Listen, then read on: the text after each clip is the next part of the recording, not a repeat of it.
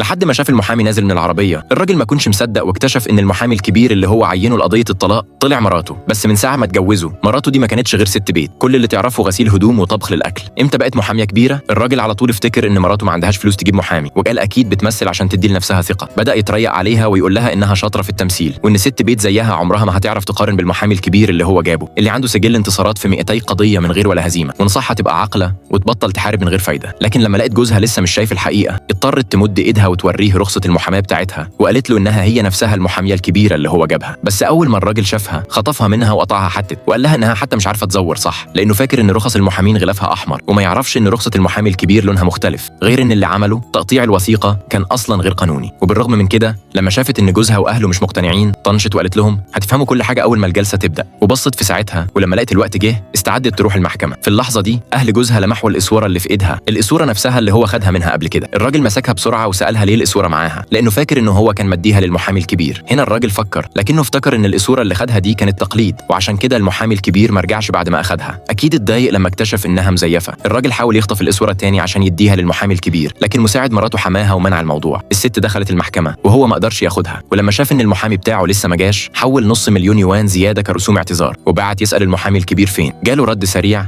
انا وصلت. الراجل رجع له الامل وخد عيلته كلها ودخل المحكمه. بس اول ما الجلسه قربت تبدا المحامي ما ظهرش. القاضي ساله فين محاميك، فبعت رساله تاني. لكن في اللحظه دي موبايل مراته هو اللي رن. مراته قالت له انا محاميك.